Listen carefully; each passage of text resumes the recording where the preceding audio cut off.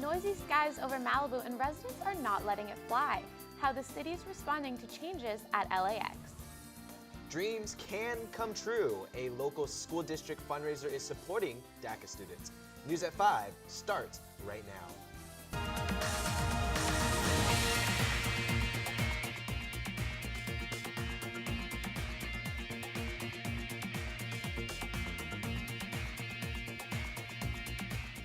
News, weather, and sports. Live from Malibu, this is NewsWaves 32. A change at LAX causing more noise over Malibu. Good evening, I'm Mikaela Bisson. And I'm Arthur Pooh. You're watching the Tuesday night edition of NewsWaves. With lower and louder planes over the city, residents want leaders to quiet the problem. NewsWaves 32 reporter Lily Spiritos joins us with how the city council is responding to cries about plane problems over Malibu. Lily? Thank you, Arthur. At last night's City Council meeting, Malibu residents informed members that the noise level of airplanes leaving LAX is ruining the quality of life in Malibu. There is also uprising concern about the bearing of the jet noise on Malibu property values. Residents in the eastern end of the city say the noise is disruptive. You going outside, you can't eat outside, you can't read outside, you can't sit in the spa. It's ruined people's gardening, hiking. We spend the whole summer indoors with the windows closed. The intermittent sounds coming every 2 to 6 minutes at an average of 60 decibels with my NIST certified decibel meter. That's louder than a baby crying. Mayor Pro Tem Rick Mullen plans on helping resolve this issue by attending LAX roundtable meetings and compromising a solution through the airport and the FAA.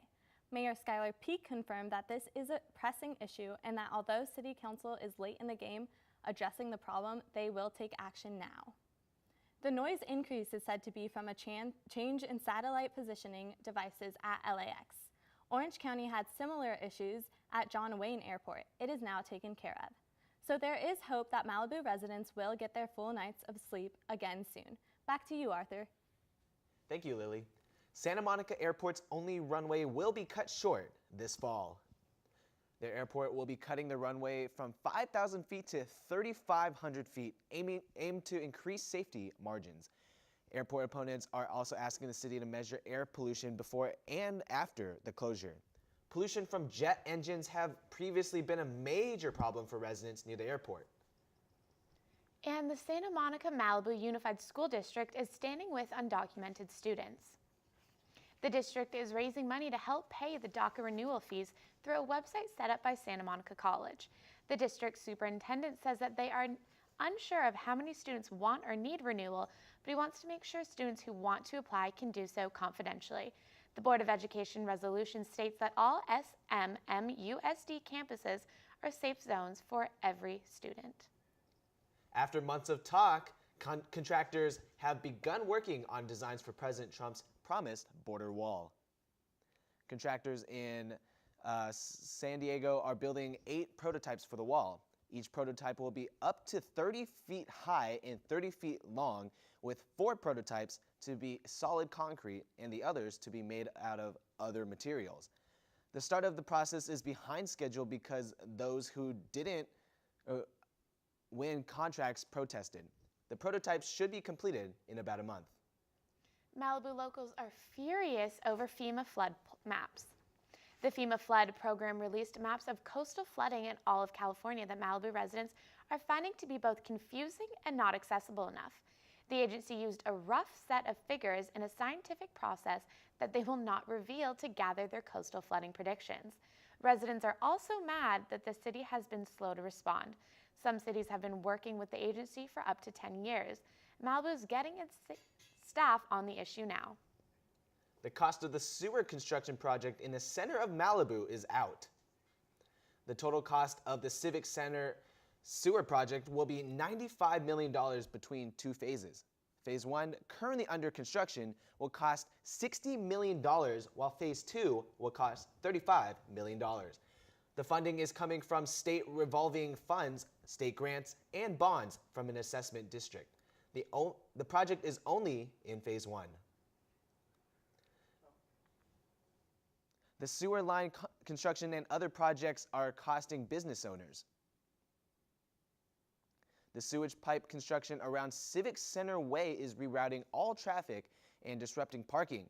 This has frustrated many shop owners. Tony from Taverna Tony restaurant says this is the worst his business has done in 23 years. Other shops say business has been slower than ever since the construction started. Malibu's one-use bag ban is in effect. Effective yesterday, Ralph's is charging 10 cents a paper bag at checkout. Malibu amended the ban in April of this year to include a bag recycling program. Each bag you bring back will earn you 5 green points to use at participating Ralph's and Shell stations.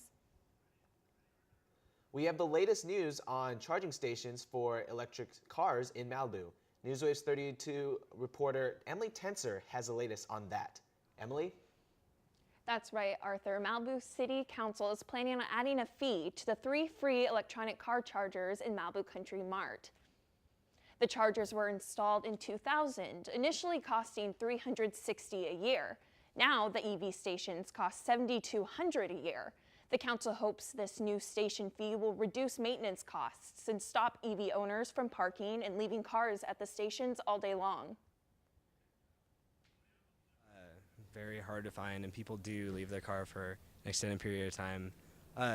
Because of that, it's pretty hard to find parking, and therefore, I guess charging for parking would actually kind of help open up more parking spaces so people don't leave it there too long and only take what they need in order to allow other people to charge.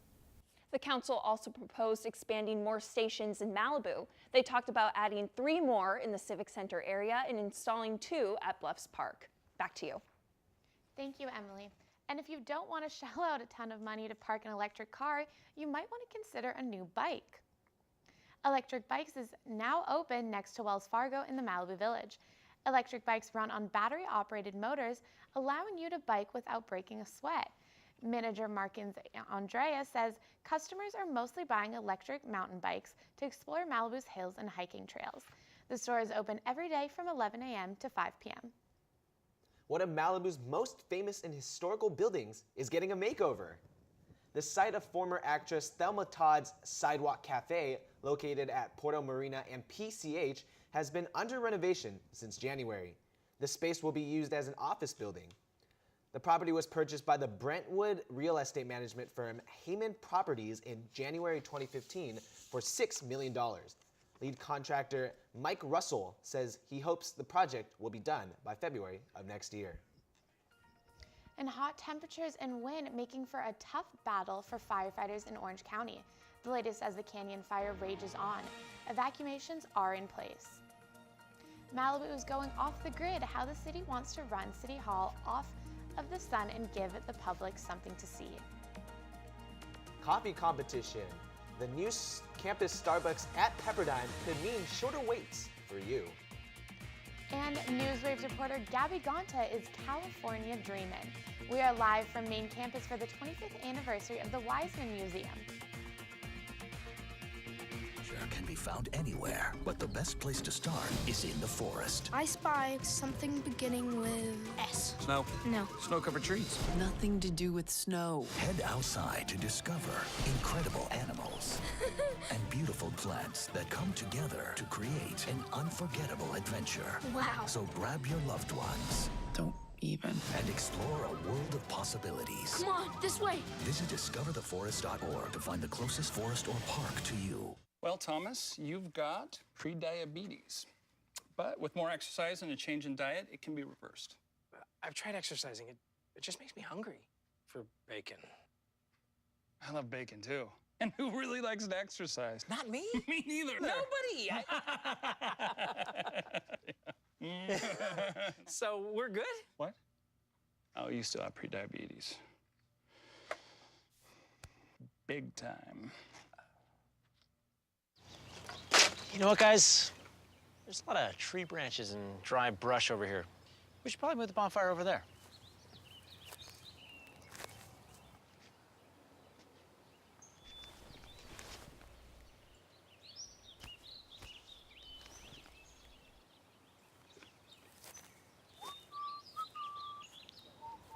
I'm guessing Smokey liked that idea.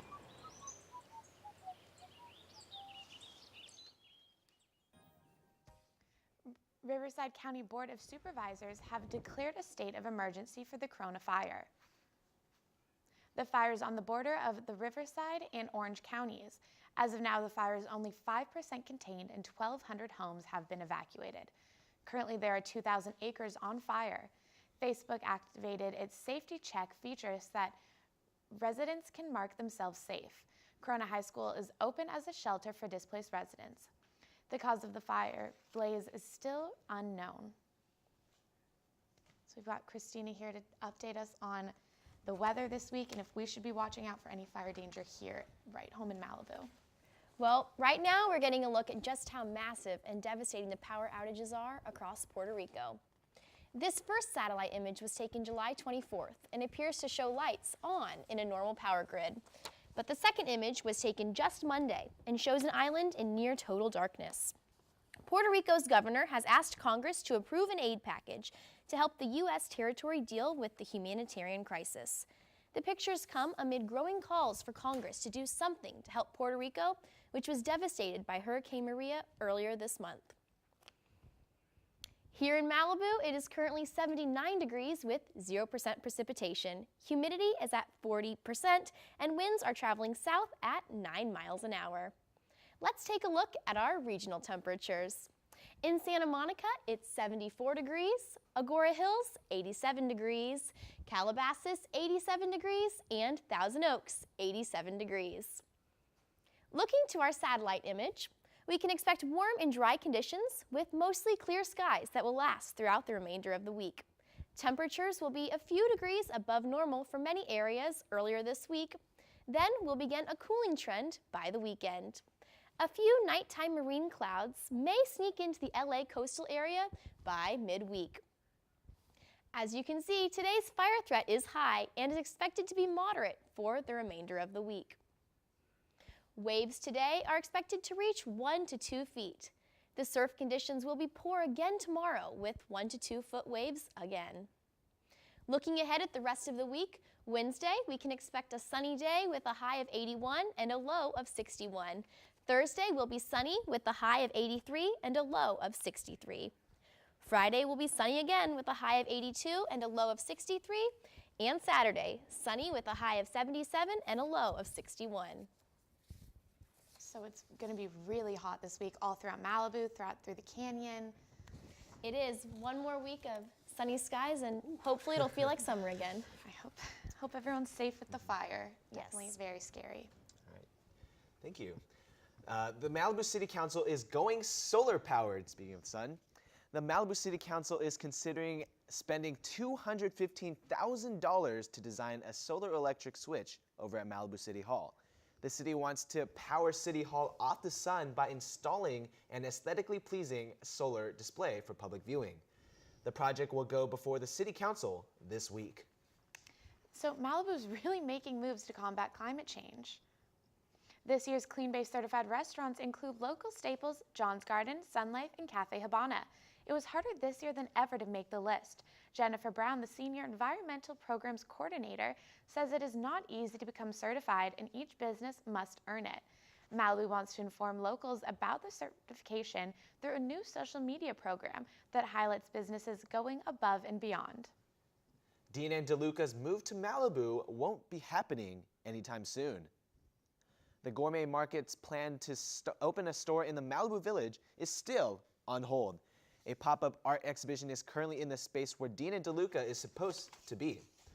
Museum employee Paul Young said the company offered the exhibition an extended lease until October 30th, pushing back Dina and DeLuca's Malibu opening to still unconfirmed dates. And keeping on the topic of coffee, what's close isn't always quick. Students at Pepperdine raved about the new Starbucks after its opening on campus in August, but now there are complaints about the lengthy line that often reaches out the door at peak hours. Starbucks employees say the average wait time at the on-campus location is twice as long compared to other local Starbucks. Students also can't redeem mobile rewards at the Pepperdine branch. Calabasas, make room for 180 more condos. Plans for a new Complex E entitled West Village are being reevaluated. West Village is intended to be located north of Malibu Canyon on Agora Road. The new condominium project will force construction to cut down at least 45 native oak trees. The canyon will also be widened and height will be raised to make space for the new complex. To kneel or not to kneel, where most Californians stand on the controversy. This Malibu resident is batting her way across the world. More on her global trip. They're not your average Olympians. These tiny tots in Malibu are going for the gold. Thomas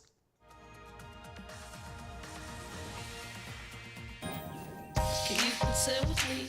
Imagine what you'd see if every child had a book to read. So the mission is for us to get a book to each and every child. So let's join hands, book people unite. Unearth hidden passion. Come on, we'll have a good time. One book could be the first that'll make helps to change a life. Book people unite. Read to a child today and spark a lifetime of ambition.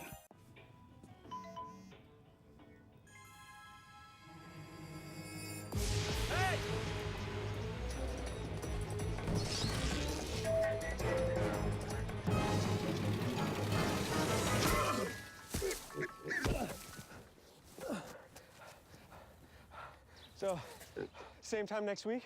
Well, of course. Put away a few bucks, feel like $1 million. For free tips to help you save, go to Feed the Pig. Got a quarter?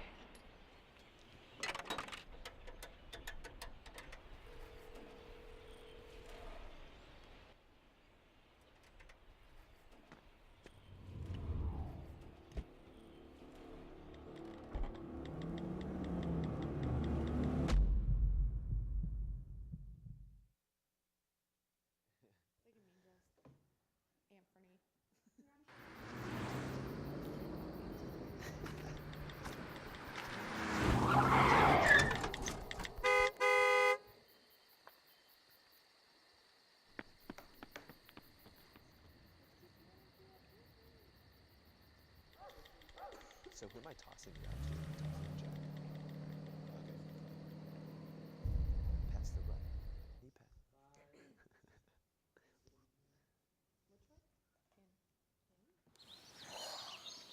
Staring. Thomas Cole may be smaller than the average Olympian, but he is just as mighty. Thomas joined their other kids of Malibu at the Tiny Tot Olympics, where every child wins the gold. Malibu families gathered at Bluffs Park for the annual kid-friendly competition. Participants from 2 to 6 years old competed in tennis, t-ball gymnastics, basketball, and soccer. Some mini Olympians bounced the day away in bouncy houses after competing in their events. So, of course, we got a lot of controversy from this week's football, week 3, but let's throw it to Jack. Jack, what do you got? President Trump took to Twitter this morning to criticize the NFL's national anthem protest last weekend. Trump said, quote, "Ratings for NFL football are way down except before game starts, when people tune in to see whether or not our country will be disrespected. Close to 200 players around the league kneeled, locked arms, or stayed in their locker rooms during the pregame national anthem ceremonies. This came after Trump advocated for team owners to fire the protesting players at a rally in Alabama last week. House Speaker Paul Ryan took a similar stance to President Trump today, stating that players had the right to protest, but should withhold from doing so during the Star-Spangled Banner. People are clearly within their rights to express themselves how they see fit. My own view, though, is we shouldn't do it on the anthem. The national anthem, our flag, and the people who defend it and represent it, that should be celebrated everywhere and always, and that's my opinion. However, a poll conducted by Survey USA found that Californians were split over the issue, with about half in support of the protest and 37% in opposition. Most poll respondents were in agreement that Trump aggravated the situation when he called for the players' termination. The number of those who supported the protest jumped from 47% to 52% following those comments. Respondents were also divided over whether or not kneeling during the anthem is an appropriate form of protest, with 46% opposed and 40% in favor. Now we'll send it to Brianna for some more local sports updates. Brianna? Thank you, Jack. An 11-year-old from Malibu swings her way into a once-in-a-lifetime experience. Zoe Doyle, Los Angeles Monarchs girls baseball player, has spent the last 2 weeks playing in Japan. Out of 11 countries and 80 individuals, Doyle was one of the 5 representing the United States. Doyle said her experience was, quote, fun. You get to see new places and meet new people. For more baseball, Puig slides into trouble with the Los Angeles Dodgers. The athlete crossed the line yesterday when he was late for a mandatory pregame workout. The team manager, Dave Roberts, benched Puig for the last 2 games. Puig is expected to be back on the field tonight for the second game in the series against the San Diego Padres. Earlier this weekend, Dodgers right field Yasiel Puig tried to steal second base by himself in the 9th inning. For basketball, Lonzo Ball just wants to ball out. Los Angeles Lakers rookie Lonzo Ball has been receiving a lot of unwanted social media attention. Ball feels that everything he has going on off the court will make him a target for the season. At the first Lakers social media day, Ball said that he loves everyone, but he would just like to play. Wow. Looks like a lot of news going on. It's been busy. Yeah. There's a lot going on. There's been a lot. Yeah. And how cute are those tiny Olympians? Oh my gosh, they're just like running around. I loved it. Thank you so much, Brianna, and also Jack. The life of Kylie is getting a new edition, where the reality star was spotted after her big announcement. And he looks so lonely. Will the La Salsa man ever be getting a new business anytime soon? And here in Malibu, we are always California dreaming. NewsWaves reporter Gabby Gonta is live at the Wiseman Museum.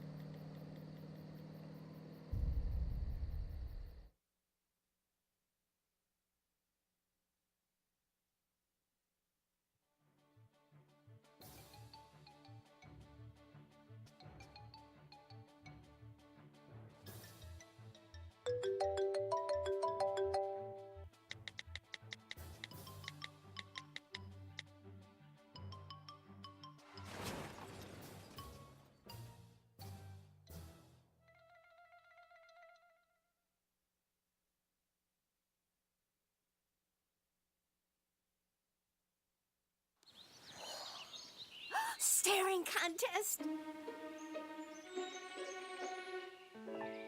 You still got it. I know. Come alive with the forest. Visit discovertheforest.org to find a forest near you. Hart, what's going on? I'm leaving. Why? What did I do? Not enough. The pressure's too much. I quit. I get it. I can do better. Just please don't leave. Don't let your heart quit on you. Get your uncontrolled high blood pressure to a healthy range before it's too late. Barry. Here in Malibu, we are always California dreaming. NewsWaves reporter Gabby Gonta is live at the Weissman Museum. Gabby, what do you got for us? Yes. So it's pronounced Zakian.